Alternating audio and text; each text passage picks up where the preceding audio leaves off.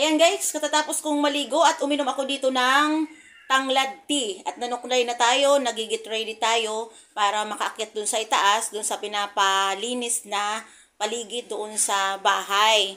So ayan, kailangan natin tapusin yung gawain. At ito nga, habang nagiintay tayo sa tawag ng aking mga cousin, ay inasikaso ko muna itong mga hiningi kong orchids. Ito yung mga binigay sa akin ng pinsan ko dahil hindi na nila maasikaso nung nakaraang bagyo ay nasira daw ito. So, nandun lang sa gilid. Kaya kinuha ko na at dadaling ko ito doon sa Maynila, guys. So, lininis ko at tinanggal ko yung mga mga bunot tela. Ang ganda ng paligid dito, guys. Ang daming mga flowers. So, ayan nga, guys. Ito yung binigay sa akin ng aking pinsan dahil napabayaan na nila nung nakaraang bagyo. Dinagay lang nila doon sa may gilid ng saging. So, kaya kinuha ko, dadaling ko yan sa Maynila, guys. Ang daming orchids yan. Ayun, nandun pa sa loob. Dito ko ayusin sa loob bago tayo pumunta doon sa ginagawa nating paglilinis ng bahay sa itaas, guys.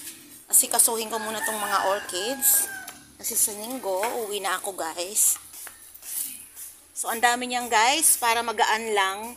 Tatanggalin ko yung mga lumang mga nakalagay na mga tela at saka yung sa tawag dito, yung sa coconut bunot kung tawagin, guys.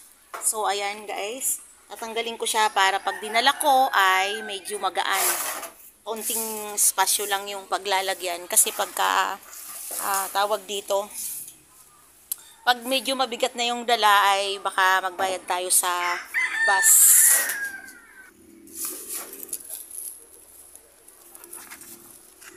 Ayan, tingnan nyo naman yung mga niya, kailangan natin tanggalin. Papalitan natin ng bago yan. Doon ko na to gagawin sa amin sa bahay pag uwi ko. Sayang, ang mahal kaya ng orchids, guys.